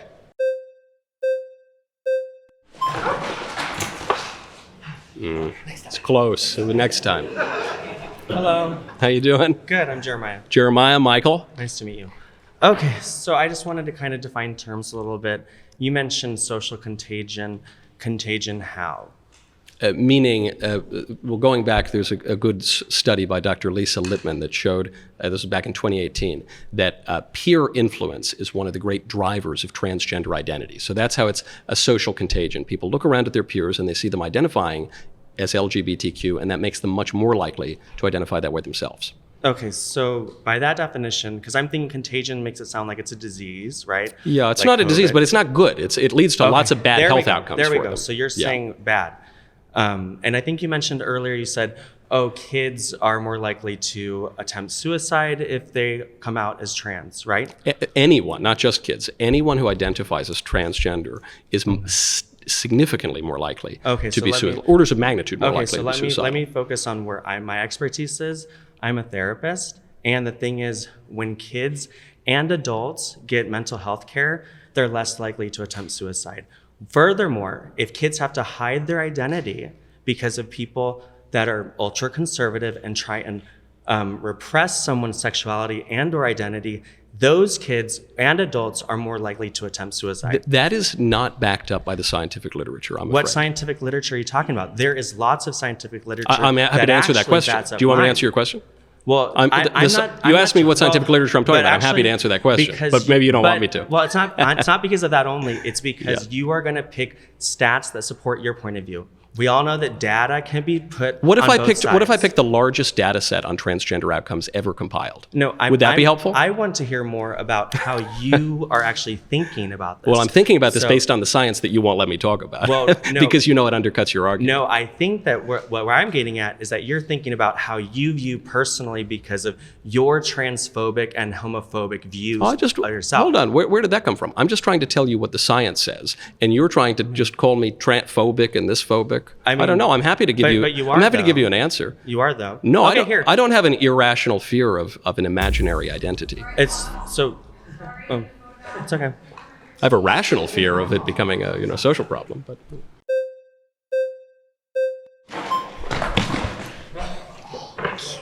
Hello. Hello. How are you? I'm good. I think because initially the prompt was about LGBTQIA identity, and we're really hyper focusing on that trans identity. We can do any identity. Absolutely. So I kind of just want to speak from my own anecdotal experience. I'm not here to debate, change anybody's mind. What I can tell you is that pre-transition, all of the mental health issues I had, all of that was starting before I transitioned. Yeah. Since I transitioned, started my hormones, have done all the right things, gotten my gender affirming care, all of these issues, problems I've had have alleviated. How long ago did you do it? About a year ago. Yeah. That is also backed up in the scientific literature, that there can be short-term improvements to mental health, or even a short-term euphoria. But the long-term, I mean, people are laughing at this. Well, because it's ridiculous. Well, okay. So in 2019, the American Journal of Psychiatry published a study giving the largest data set on so transgender anecdotal identity. experience doesn't matter at all. It does, but it doesn't matter as much as data, because data is just a lot of anecdotes, many. So it looked at much longer term analysis, and what it tried to argue was that the transgender hormones and surgical treatments did improve outcomes on anxiety and suicide and depression. But they had to issue a correction very quickly because there was a methodological error, and when they admitted this. I'm not interested in talking about policy. I'm really talking about. But I'm talking about science, not policy. I understand what you're saying, but I'm sitting here in front of you as a trans woman Yeah. who is telling you that every issue I've had before, mental health problem before I started my hormones, is gone. And I'm telling you, statistically, it's going to come back. You're wrong. Like you can't predict the future. The science. Like I don't know. I'm not predicting the future, and maybe you'll be one of the lucky few. I guess my point is this. If you look at not just one anecdote, but actually your anecdote actually fits into the scientific literature. It doesn't. It does. It doesn't. I've been a trans person since I was a child. I've experienced the gender dysphoria my entire life. And the second I got on my hormones, everything started improving. You started doing it a year ago. About a year ago. I've also been socially out as a gender ambiguous person since I was 22. Sure. You don't know anything about my medical history. I'm not claiming to know anything about your medical history. You're trying to claim that you know about my medical history. I certainly have not. When have I done that? Then in the future, I'm not going to be okay. No, I'm not saying that either. I'm saying statistically, you probably won't. I'm saying that the largest data set. How many trans women do you know? Trans people, I'd love to know. Apparently not enough. Clearly not enough, babe. What I'm telling you, and I know you're talking over me because you don't want to hear this, but what I'm telling you is the largest data set, the largest study ever conducted to follow the long-term outcomes of transgender identifying people, found that not only did their suicide rates and depression not improve, their anxiety actually went up. And so what I'm telling you is, if you're feeling a kind of euphoria that pretending that you're the opposite sex has made you feel better. Pretending I'm the opposite sex. Yes, you are pretending. And I don't think that it's respectful to lie to people. I'm pretending pretty good, don't you guys think? Yeah? You're not pretending. You're not. I think everybody else here. I think you might be really angry with me for telling you the truth. I feel like I'm remaining quite. You're remaining relatively calm, but Yeah. I think you're Angry. I think you're probably not thrilled that I'm telling you that you're not really. I don't care. Do you not? I You're don't- sitting here talking I to don't, me. It seems because like I'm you here care a lot. I'm here to give context to a conversation that you clearly know nothing about. You don't know any trans. Do you know personally any trans people? You never really. I know a number of people who identify as trans. And so they're not. I know some who have gone back the other way because it was ruining Yeah, their I'd lives. love to hear. Yeah. You'd love to hear about the I'd people love to who hear who regretted they it. are. Oh, I don't know. I was just with a couple of them the other night Okay, at what a are their political names? party. Well, Chloe Cole would be probably the most famous example. Okay. I don't And know if how's you've she seen her doing? work. She's doing much better now. I've interviewed a number of people who have detransitioned on this show. The only reason I'm mentioning the detransitioners is you might think that it's really nice to affirm you in your delusion that you're the opposite It's not sex. nice. It's. I have to do it. If You I don't have to do didn't it. start my gender hormone therapy, anything like that, I wouldn't be here right now having Why? this conversation with you because of gender dysphoria. Because what? You would have. I just think that there are a lot of avenues that could have happened if I didn't Such as? start my hormone. I just don't think that the broadness that you're bringing to the table right now I'm is bringing useful. scientific specificity and Also, logical you told precision. Me you've met a detransition person, but I'm A number asking of if you them. know a transgender woman. I know people who identify Okay. as transgender. And how are they doing? Not well. Really? Yeah. And statistically, it's a good line. That was off camera. They said probably because they know me. Statistically, 32 to 50% of people who identify as trans will kill themselves, and that's really bad. And I think that if there's anything we can do to improve But do we that know number, about like their access that they have to hormone therapy? Do we know about any access yeah, to medical care? yeah, it doesn't. Okay, what is it? It doesn't improve. That's what I was trying to tell you about the study. I'm waiting. The suicide rates don't improve after they access all of that supposed Where did care. you get that from? I'm very interested. From the American Journal of Psychiatry.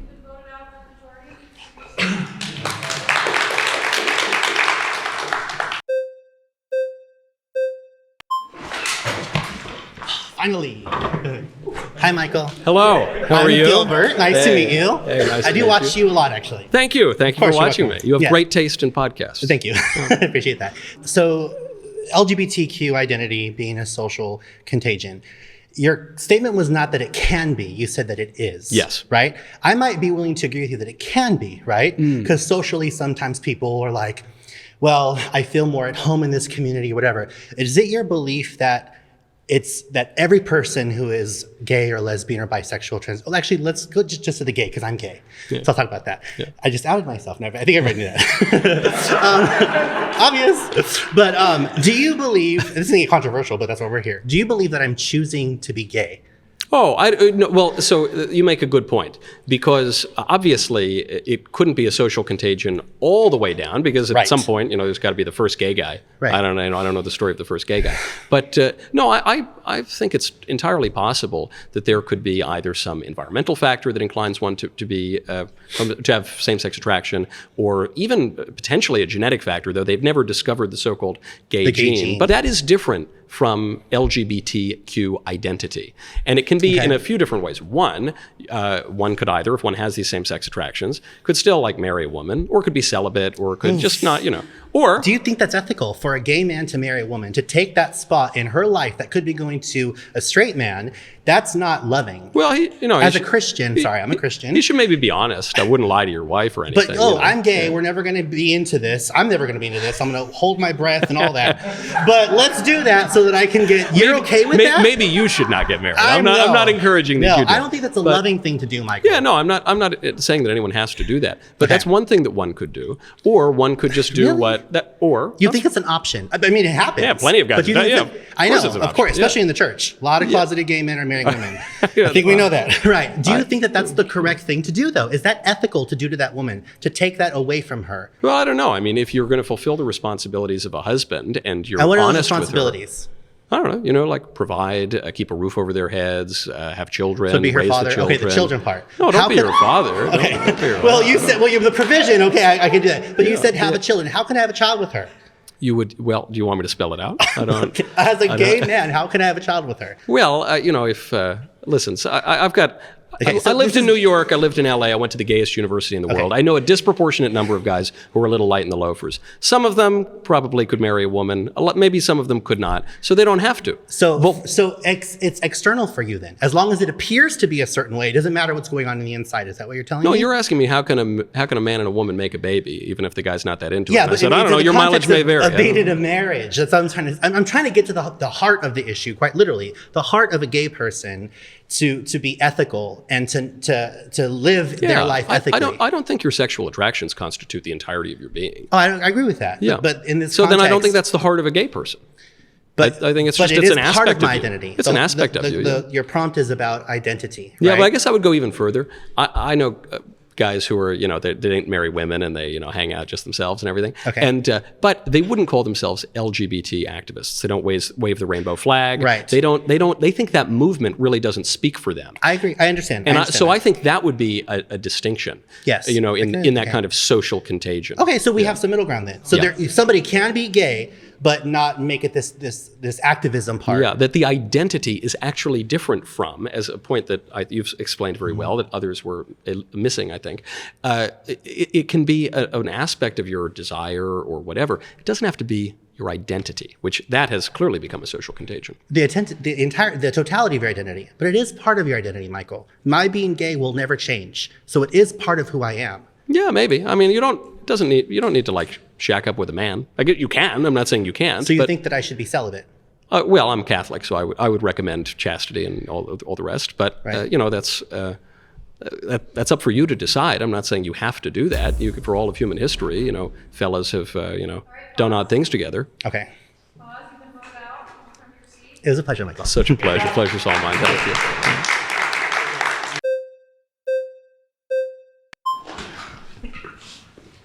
Frank Rodriguez. Frank, pleasure to meet you. I like that flag pin. Thank you. I'm actually a big fan of yours. Thank you very much. I subscribe. Thank you. I've worked with our government from Hawaii to Florida, passing conservative legislation. Love it. And I just have a question for you. Do you think that the way that you're presenting the information here today is counterintuitive to the people in this room? To get them to vote in a certain way that helps our party? Am I winning votes for the Republicans right now? I don't know. I'm not with how you do your content and how you project your advocacy. I think I'm fairly persuasive, but my goal right now is not to win votes for the Republican Party. You're not. Hold on. Well, there's only a minute. I'm trying to answer your question. You've already lied. You know that you're not because you've been in here triggering people based on the terminology that you use. I used to be like you. When I was a first, you used to tell the truth in plain language. I used to tell people things just to trigger them. I'm not saying anything. Now, that is a totally false accusation. You're accusing me of using I'm not accusing you. needlessly I can prove provocative it in this room, language. what you've done. No, I might be. So why did you use the word contagion? Why LGBT? Because it is no, contagious. Not LGBT. I want to know specifically why you chose the word contagion. I said social contagion because it's contagious. Okay. That's why. Does the word precise contagious meaning. have a positive or negative connotation to it? It's a negative connotation. Thank you. So you chose negative verbiage. Yes, I think the LGBT. I think the spread of LGBTQ identity is a bad thing. I don't agree with a lot of the people that sit in this circle. I agree a lot with you. Thank you. But it's people like you that I have to defend when I stare at these people in their face, trying to convince them to vote for our party. Yeah, but I can't lie just because you want to win votes for Republicans. It's not mine. It's about meeting people where they're at. That's why I'm happy to do that. I don't think that you do this to actually change these people's minds. I think you do this to sit in that seat for clicks and views. Why do you choose this vitriol language? I'm happy to answer. Please. Well, I'm using precise language because I want to get to the heart of the matter and not be wishy-washy and mealy-mouthed and not understand each other. When you choose to stare at these and people tell them in their the face truth with love and try to convince them that you're right, you choose vitriol language to trigger what them. is vitriolic? What have I said that's vitriolic? You're not an idiot, Michael. You're Thank pretty you. smart. I I've watched that. you for a long time. I appreciate that. You used the word contagion in your statement to provide a negative outcome to the what people word would in you the room. prefer to make my point? That's a good question. That's a very good question. I wish you had an answer. That is a very good question. question. Maybe you would have chosen the precise word that I used. I would say that LGBT is something that can be taught. That's what I would say. LGBT, well, LGBT can be taught, but I'm saying the spread of the identity is not merely taught with formal pedagogy, but it spreads through mimesis. Would you prefer that I use that language? No, what I don't would think that's say going to resonate is, with anybody. What I would say is I have to meet them where they're at. Yeah. And I don't think you choose to do that. I think you choose for this clickbait bullshit. Do you? Because at the end of the day, I have to stare. These are the people I advocate here in Los Angeles because I have to defend actions like yours. What actions are you so upset about that I'm upset. That I hold I'm very the view. passionate. Don't mistake my passion for upset. Yeah. Thank you. All right. was A a pleasure. pleasure. Yes, thank you. One of your cigars. Thank you. I have one on me, actually. My next claim is that pride parades should be banned. I'm so fast, you guys. That was fast. Hi. Hello? Nice to meet you, Ryan. You as well. So, go on. I think they ought to be banned. Go on. That's my Why? claim. Well, because they're disgusting, and I don't think that my grandmother or my kids or even myself should be forced to see these obscene displays in public. Fascinating. When were you forced last to go to a pride parade? Well, if I'm to walk down Main Street, in many cities in this country, I would be forced for much of the month of June. It seems to have metastasized, so it's not just a day, it's a week, it's a month, it's 2 months. I would be forced to see these kinds of displays, unless I wanted to remain a shut-in and see the public square, So, are there any which I don't other want to things do. that happen in public that you find objectionable that you don't want to have to be exposed to? Yeah. Like what? Women driving too slowly in front of me, that bothers me. But I'm not going to take away women's driver's licenses. But I would say, like the 2024 Pride Parade in San Francisco, when 2 grown men were urinating on each other in a kiddie pool in front of kids, I think that should be banned. I don't think that's unreasonable. Well, look, I want to make a distinction here between. That way, yeah. By the way, that is the thing you have to. They be do in it. say it's wholesome. Yeah, that's they not. do say it's wholesome. Yeah, no. There are a lot of I examples. got to give you this though. You Yeah. are so good at redirecting 3% in the middle of someone else's good point, and I would love. Am to do I? less. I'm, Yes. I'm waiting for some good points, but please enlighten me. I got you. So the concept of pride is a lot larger than extreme things you might see on the outlier of the scale of things that happen on Pride. Now, I will grant you that there have been things that happen at Pride, like many other kinds of festivals, that maybe you don't want your kids exposed to, which is why you don't take your kids to them. But No, but Pride they're is, often but I'll marketed let you as know, family friendly, well, like the West I'll let you- Hollywood one. Let me finish. Pride as a whole is about a community of people who have been denied, like you're real good at, existence of for most of time. Denied existence? What does Yes, that yeah. mean? Okay, fine. Public existence. We've been denied the access to being ourselves in public. So, which is an essential thing. So, Pride celebrations are essentially an act of resistance to that and an opportunity for us to come together and be seen, which many of us don't feel safe doing alone. Now, on the corners of things like Pride, sometimes something happens that I don't want to see. Sometimes on the main stage. Sure. Listen, I'm not saying objectionable things never happen. Yeah. But you make They often happen, actually. No. Wait, how many? You don't spend a lot of time at Prides, do you? I don't, but I read the news and I see the main streets yeah, of cities. well, all right. Let me just be clear as somebody who has been to many. Yeah. What you're describing is statistically insignificant. It Well, is it's it is a significant to the trivial- people who have to see the what you're obscenity. describing. The occurrences are Yeah. statistically insignificant. So you're taking this thing that happens like 0.0002% of the time and Well, applying it to the seems whole like a thing. little bit more. I know you think that, but you're wrong. Yeah. I'm just telling you you're wrong. What's your evidence that I'm wrong? Because I can cite to you all the examples. Sure, and I can cite to you a bajillion examples of inconsequential pride parades. That goes both ways. Of inconsequential? Inconsequential. Didn't it happen? It went. Nothing crazy happened. and Maybe. nobody I mean, cared. just within the last 2 years, I mentioned Yeah. the San Francisco thing, which you'll say, well, that's something else. Okay. It is. Well, New York City, when the naked guys are riding on the bikes. Mm-hmm. Minneapolis Pride. You had a guy twerking in his underwear in front of kids. Mm-hmm. Governor Tim Walz showed up to that parade. Yeah, happily, I'm not a Minnesota citizen. If you look at, even in West Hollywood, not too far from where we are now, at a supposedly family-friendly Pride event, there was a man, almost naked, who was being choked and whipped by a guy wearing leather, almost like he was a member of the Biden administration. It was totally obscene and inappropriate. So I hear your point. I could go on. I know you could go on. And here's the thing that I find really interesting about this. You have great anecdotes. Anecdotes are not data. Well, you don't Now- have data either. Well, the difference between us is I'm not trying to pretend I have specific data. I don't. I'm telling you, if you take the lived experiences of these 20-something people who are all telling you, Which are anecdotes. yes, more than yours. Okay, so- But here's How the are they thing. more anecdotal than But- mine? They were just by anecdotes. Volume, by volume. By volume. Yes. Got But it. here's the thing. We need to get more Well, conservatives into this room. I agreed to come into a room surrounded by 20 libs. Here you are. Right. you have a point that things happen that you don't like to see. That are obscene. Sure. But you are not speaking as in reference to the majority of what Pride is. Now, we can disagree about that, I'm right, but if your contention is, well, I disagree, most of it's obscene, there's nothing to talk about. You're just wrong. So would you agree with me? Oh, you're out. All right. Good job, man.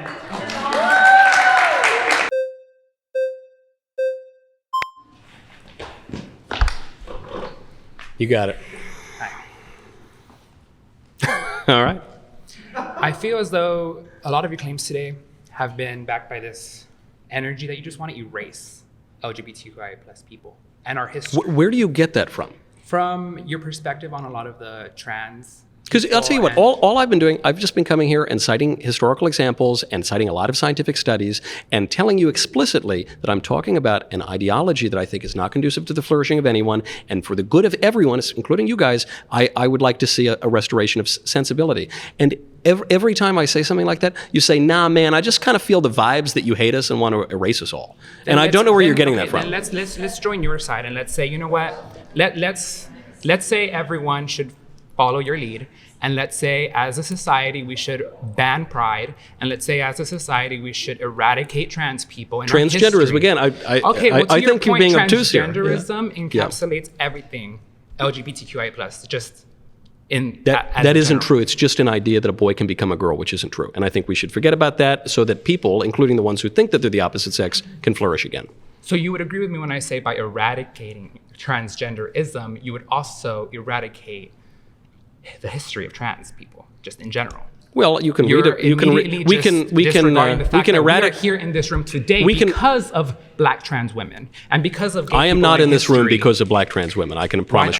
Why are you in this room then? Because I was invited on this podcast to advocate explain what exactly? The hate speech, the rhetoric that you spread on your little YouTube channel. No, just to advocate truth and sensibility. Truth and sensibility. Reality. The truth of the fucking matter is you're surrounded by 25 really proud LGBTQIA people who do not give a fuck about you. You obviously do. You're here talking to me. What are you talking about? You obviously care what I have to say. Because you give You're such sitting a hard 6 feet from me. us. I just want to be on YouTube, Michael. Yeah, some just want to be on YouTube. No, I'll tell you what. Look, we can. Obsessed, and it's harmful when in history, but also today. This month alone, our entire government is run by straight white men who are hurting these communities. And I know you live on a pedestal, and you were able to put on your little suit today and spray on your little cologne. It's very nice. I didn't put on any cologne. That's just my musk. That's my natural musk. Wait, hold on. Correction, you should have put on cologne. Oh, wow. Real nice. Exactly. Real nice. But now let's imagine a world where you had to put on a dress. And you had to put on heels. I'd prefer not to. Yeah, I don't think I would do that. So what do you do about the people in society who have to put on their suit to live and who have to have a wife to live? Because I don't understand what you're asking people me. should. No matter what they feel deep inside, according to your views, people I don't think anyone should be forced to be married or. You're telling me you just spent your entire last 3 hours talking about how my people, men, should not be dressed in gowns. Well, I think you're dressed fine. You're wearing a big and so T-shirt. What if I wore don't know, and I like your crucifix. I would discourage you. The thong that I'm wearing underneath I this would. I don't need you to show me that. Exactly. I would suggest you not do that, but I don't really care that much. So let's just go back to the point at hand. Yeah. What is the point at hand? Your idiotic claim that we should just stop LGBTQ pride. No, I guess. You're out. You're out, pal. See ya.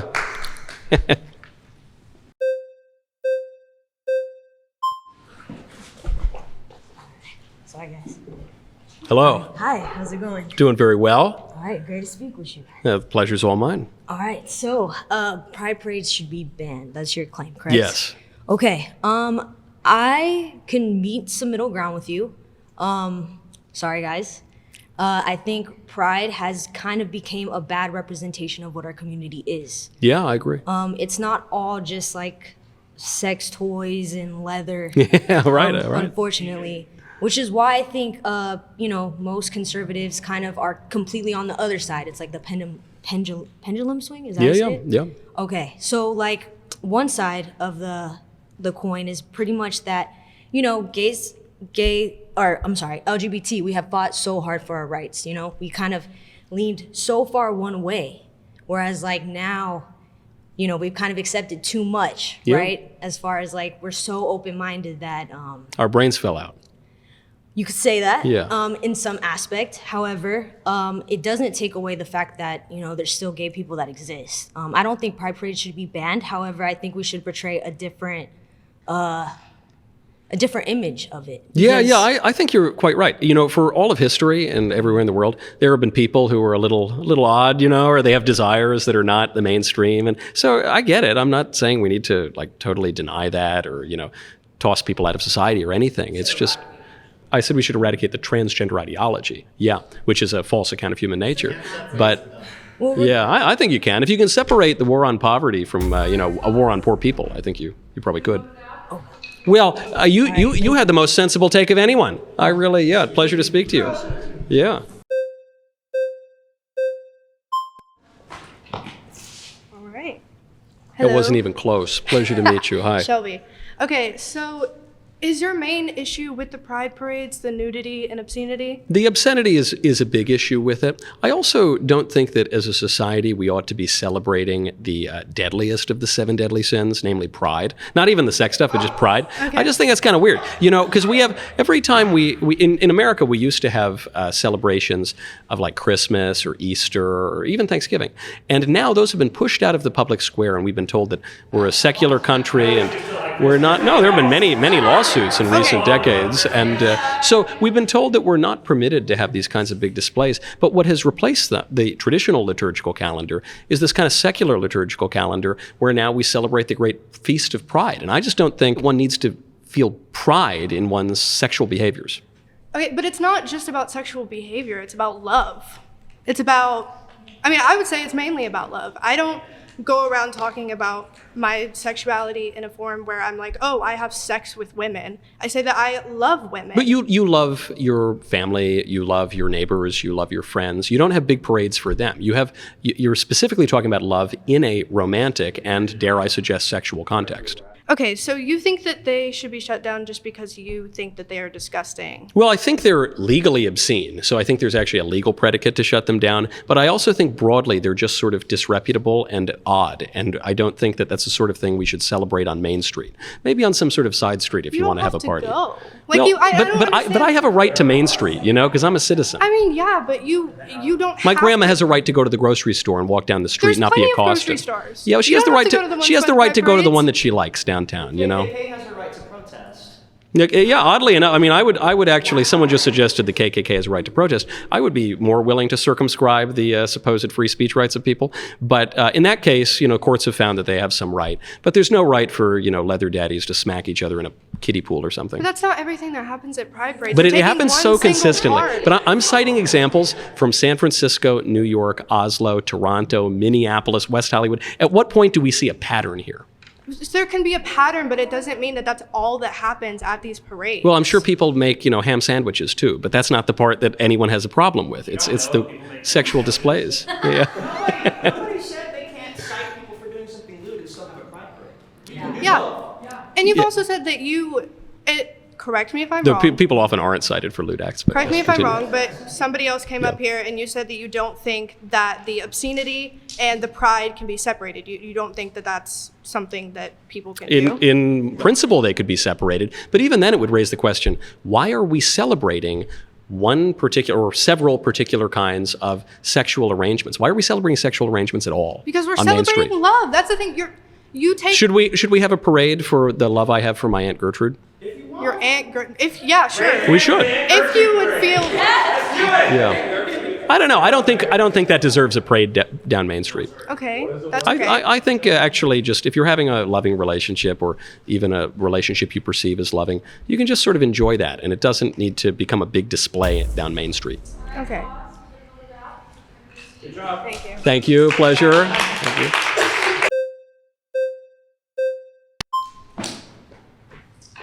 All alone. Competition. All alone. We're back. All right.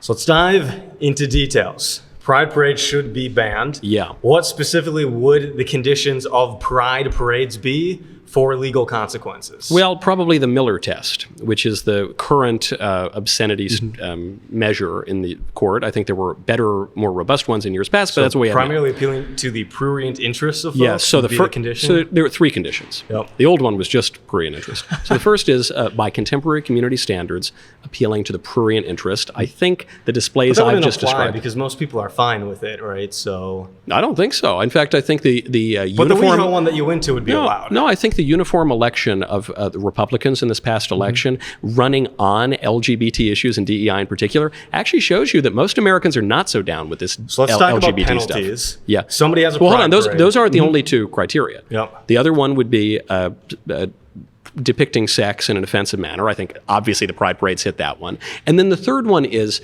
that it has to lack serious literary, artistic, scientific, You or don't think political drag merit. is a great form of art? They put a lot of time in there. I know you've been watching RuPaul, and some of those dresses are incredible. Who could turn it off? But I think, it's on that third one that you have the closest argument to a legal protection for the Pride Parade. So then what Because you would could say it's pass? political, if we already but have the you'd- Miller test, what new thing would you pass? Oh, I would just enforce the law. You just enforce the law. Yeah. So if a bunch of us get together, we have rainbow flags, we have drag, we have a float, you're approving that permit as a city planner? No, I'm saying I would enforce obscenity laws against that. But appealing primarily to the prurient interest, if we have a pride float, and no nudity, no leather daddies that you're so into, would that be allowed? The Miller test isn't just about appealing to the prurient interest. But it's though a necessary condition, right? It's a necessary condition along with... So then if it's necessary, then let's talk about that. Okay, Great. sure. Well, yeah, I think the pride parades, again, they don't appeal to my prurient interest, but they do appeal, I suspect, to the prurient interest of the people in the room. And they're obviously sexual in nature. That's the... Are they sexual in nature? I think so. What is pride? What does pride celebrate? What is celebrates pride? It's a celebration for many of people's marriages that you're saying are invalid. Which you're right. Well, Correct? even if you want to pretend that can be marriage, marriage has at a very close part to the center of it, sex. It's sexual.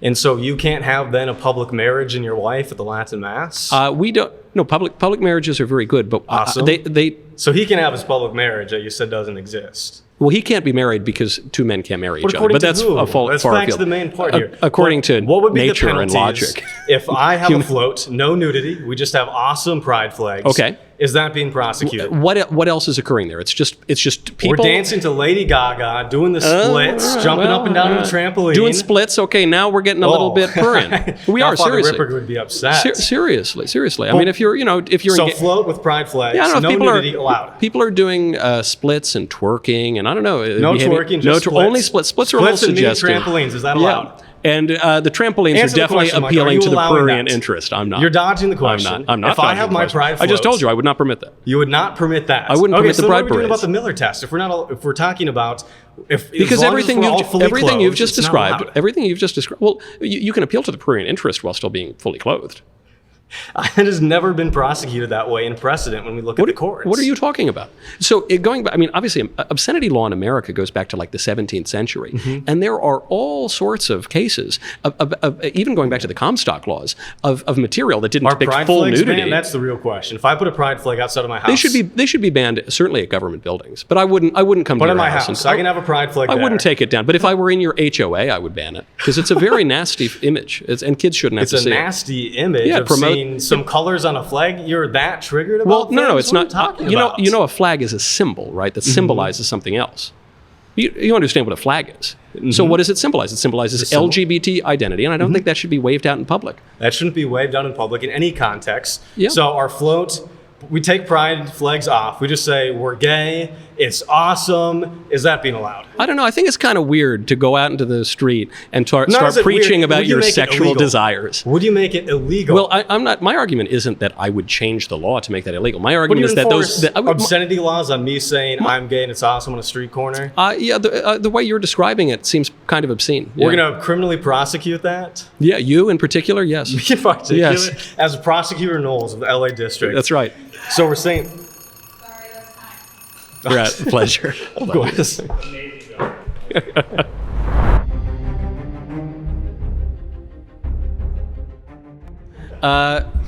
Wow, it's really. I hate to pick favorite. I know you're probably my favorite of the whole show.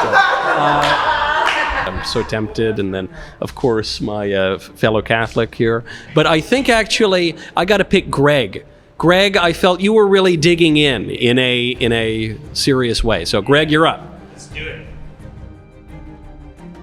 My claim is access to gender-affirming care for minors should be legal. Okay, why do you think that? The global consensus is that when we're talking about gender dysphoria, which is, again, just for anyone who doesn't know, I know you know, it's the diagnosable medical condition where someone experiences extreme distress as a result of their physical gender-related attributes, whether that's their genitalia or secondary sexual characteristics like their facial hair, and or the way society perceives them doesn't match their sense of gender. Like for me, my sense of gender is that I'm a guy. And if you look at studies, you can find the global consensus. Yeah, even more specifically, you're talking about the global consensus. Yes, the global consensus. Okay, so I guess my question then would be, there was a global, certainly a national, but more than national consensus on the positive medical good of lobotomies in the middle of the 20th century. There was a medical consensus on the seriousness of phrenology and of eugenics for many, many decades. And those all were proven to be terribly, terribly wrong and very harmful to the people on whom who had to suffer the experiments. So how are you so confident, especially in the face of so much medical literature that contradicts your view, that it's worthwhile to experiment on these kids today? Sure. Can I go out that backwards? Sure. All right. I'm just a guy. He's a debater. I'm a guy. Okay. So I think that arguably it is more experimental to deny the care. I think when we look at the history of medical care, evidence-based medicine as a concept is actually relatively recent. It was starting to be taught in like the 80s. I think that's a modern self-flattery. I don't think that's true. I think actually... You could just Wikipedia, evidence-based medicine. But I don't get my knowledge from Wikipedia. Okay. If you find whatever I get some knowledge from Wikipedia. Find whatever knowledge source is appropriate for you. Yeah. We had pretty good medicine in the 60s, even the 20s, and then even antiquity. The last thing about... I watched. Have you seen Nosferatu, the movie? They bled people to fix things. I don't think medicine's always been great. Yeah, but I think we're doing terrible things like that now, like castrating little kids. You're referring to castrating little kids. Are you saying? Are you referring to a surgical procedure? Or are you referring to puberty blockers? To puberty blockers, which often lead to permanent sterility. Okay. And I'm talking. They do. Well, and even the New York Times admitted it. So not that I like to cite them, but that's true. And then also just later on, if kids go on to follow through with the transgender procedures, they will be sterilized with certainty. Could you explain what that means? What age are they and how are they following through? Well, with the puberty blockers obviously begin before puberty, and that alone can lead to sterility and can lead to all sorts of other health problems. But later on in the teenage years, one could take cross-sex hormones, which have all sorts of terrible health problems associated with them, which also can cause sterility. Okay, that's also factually true. And then furthermore, if a person at 17, 18, 19, or even later decides to go through with the surgical procedures, say a hysterectomy or any other kind of genital procedure, that by definition would cause sterility. So going through that, so I actually, in preparation for this video, cold called a bunch of doctors. I just emailed them and I Zoomed with them, and I also looked at scientific literature directly. I'm not involved in medical science, but I'm involved in science. I presented at scientific conferences. I have a paper in peer review right now.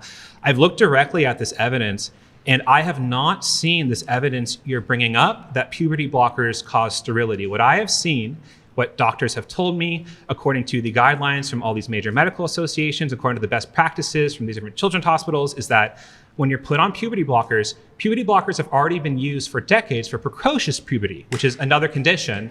There's a lot of evidence on whether or not it causes harms. In general, when you stop puberty blockers, the puberty resumes, and that was the claim, but that's been disproven. So that's the thing. If you get your information, I'm not doubting that you've called doctors, but if you primarily get your information from Wikipedia and GLAAD, you're going to get bad information. I don't. I get my information from PubMed and doctors. I was just citing places that you had previously mentioned. Okay, the World Professional Organization of Transgender Health, which has been thrown absolutely out the window for its methodological errors and lies. WPATH. I would not cite WPATH. Can you help me understand the conspiracy then, because every major medical association, this is not the American. But you can cite like WPATH. It's just an activist group. Okay. And it's been disproven. I mentioned this earlier. You can go just look up GLAAD, major medical Right. associations. Yeah. The gay and lesbian lobby, sure, is going to advocate for transgenderism. They just have links to all of these medical associations. It's not like you don't have to take the word for it. It's literally a page that has links to like 30 plus statements. They're hosted on the websites of these medical associations. Right. That back up the pro-trans view. Right. Right. So it's not the American Transgender Association. It's the American Medical Association. We rely on these on these groups of people for advice on how to treat cancer, how to treat depression, anxiety. They're also industry lobbying groups with a lot of political influence, and there are political alternatives to some of these groups too. You could every right. medicine, I'm just explaining that these are political organizations. For any medication, there is a profit incentive for a pharmaceutical company to lobby a medical association. Yeah. Like you mean like very expensive cross-sex hormones that people will be hooked on for the rest of their lives from childhood? I was picking up medicine. I was picking up anti-seizure medicine for my brother-in-law last night, and his insurance didn't go through, and they said for a 20-day supply it's $4,000. Yeah. There's a lot. It's a problem. I think so. Do you agree that medicine should be cheaper? I'd like for medicine to be cheaper, but I think Great. you're actually wait. we can agree on that. He says medicine should be cheaper. Sure, Okay, but I guess I think you're making my point, which is that there are really perverse medical incentives for groups. Even we saw this at one of the children's transgender clinics that was closed in the United States that was acknowledging on camera that when you put a kid down these procedures, you are making a lot of money for the hospital and for the pharmaceutical industry because you're hooking them on very, very expensive drugs for the rest of their lives. And that's the kind of perverse incentive that you're talking about. So but isn't that true for any medicine? But some more than others. So this is what I'm trying to understand. So are you just saying that we shouldn't trust medical associations? Why is it one thing? Because these incentives you're outlining apply to all medical care. In this case, I'm trusting the American Journal of Psychiatry. I'm trusting now the health services of the United Kingdom and Sweden and Finland. I'm trusting all sorts. I'm trusting the New York Times, for goodness sakes, in its review of 100 studies. When we spoke earlier, you didn't even know what the Cass review found. I certainly did. I absolutely did. You told me. I said that it banned the puberty blockers for kids, and you said, well, it restricted them, which are practically synonymous. No, you didn't. My sense was you weren't very familiar with this. But a lot of people keep talking about my sense. I don't know. Like I come here, I refer to these medical papers, and then it says no, but I just sense that you want to like kill people or whatever. I'm sorry you feel that way. I'm sorry we've triggered you. Yeah, no. My facts unfortunately don't care about your feelings. What facts are you bringing up? Your facts is that you sense that I don't know. I've cited you probably 24 academic papers. Do you know how many biomedical papers are published per year? On this subject? How many? Generally. How many on this subject? Generally. On this subject? How many on this subject? You don't know either. A lot more than 12. You don't know either. Well, here's the thing. Like, do you think that all of these major medical associations... Do you think that all of the reports that I've cited are just false? Do you think the New York Times is just lying when it says the puberty blockers can't be reversed? Well, I don't care about the New York Times. Do you care about... I like their cooking recipes. Why do you keep bringing up the New York Times? You're making me hungry. Okay, my point here is when you do like a meta-analysis or a systematic review or you get a panel of experts. You don't have access to secret special information that they don't have access to. So why are they all these again? But they're not dozens all. of They're major not all. medical associations? But you're misrepresenting this because you're ignoring the largest data sets on transgender health. You're ignoring the largest scientific and popular publications, and you're saying, yeah, well, WPATH, which is a pro-trans advocacy group, thinks that trans in the kids is great, and I'm sure they do, and I'm sure there are other medical associations that have been promoting that too, although fewer and fewer as time goes on, because the longer term effects of the transgender procedures on kids are coming to pass, and you're seeing more cases of regret, and you're seeing that the suicide rates don't decline, and the depression rates don't decline, and the anxiety rates increase. Can I jump in here? You can. So I didn't just mention that one organization. I actually would love to clear that up for you about the suicide rates. Please do. First of all, I want to disambiguate detransition and surgery regret. So detransition typically happens when people are not, it's not that they internally change, it's external pressures like social stigma or familial, being rejected by your family lead people to walk back their transition. No, not the detransitioners I've talked to, and I've talked to a number of them. Well, that's why you can't just talk to people. That's why we have to do science and evidence, but right? You kept telling me to focus on anecdotes and not the scientific studies. I don't think I ever said that. I think you're confusing me with another very handsome person here. It's my looks. Okay, so my point is Thank you everyone. Okay, so detransition is what I just said. Yeah. Surgery, I don't think that's true though. I think that's just a Okay. thing you're saying. Thank you for stating for the record that you don't think it's true. Moving on. Surgery regret is typically, it's not when someone like regrets their identity. It's usually when there is something like cosmetic or functional about the result of the surgery. That's a cliffhanger to hang on. Part 2. Yeah. Yeah. All right. Nice to meet you. Pleasure. This format is great. I love this, and I'm just irritated that we didn't think of this first and do the show ourselves. Some of the interlocutors are a little more serious than others, but I really liked chatting with all of them, and they have a great deal of my sympathy. I think Michael Knowles is annoying, to be quite honest. Disrespectful and kind of unintelligent. I think he's a fucking Nazi. The way that they usually dishonestly present my views is that I hate them or that I want to kill them or something like that, which I don't, and I've explicitly said that I don't. They say, oh, well, we don't want people to die, but they know damn well that the suicide rates skyrocket the second you remove access to gender-affirming care. My favorite conversation occurred with Blossom, because I was not really required to speak at all for that conversation, and it made my job much easier. But he was a nice fella. He just kept talking over me. It was just like, I gotta get in there. I don't care. I'm a black trans woman. I'm a powerhouse. He's gonna listen to me. And so I just went forward. I really liked Greg because he was respectful and at least to some degree listening to what the other person was saying. However, the flaw in his argument was that he was grounding his understanding of the truth and even of medicine on consensus. And of course, the truth is not necessarily found by means of consensus. That was one of the most horrific experiences I've ever had talking to another human being. I'm very glad I did it, and I'm never doing it again. Mason, who kept calling me Mindy, I felt he was not really engaged in our conversation. Yeah, Michael's a f***ing clown. I've talked to Ben Shapiro, I've talked to Charlie Kirk, I've talked to a lot of conservative figures, and he is the worst at having some sort of cohesive argument. All he tries to do is push people's buttons to get these emotional responses that then he can turn into those viral clips. I admire the bravery of every transgender person that came here today. I would just say that trans women are women and belong in all women's spaces. I think that if you went out of your loop a little bit and you got to know us as people one-on-one, you would change how you feel about us overall. I don't care what Donald Trump and his administration think they're gonna do. The reality is we're gonna always be here. We're gonna live in society, so as a matter of the law, we have to accept certain things, you know? Either women can have their own bathrooms or they can't. We're at a moment now of particular confusion, and I think we should ditch it because everyone's getting unhappy. When you're going down the wrong path, the real progressive is the one who stops and turns around and goes back in the other direction.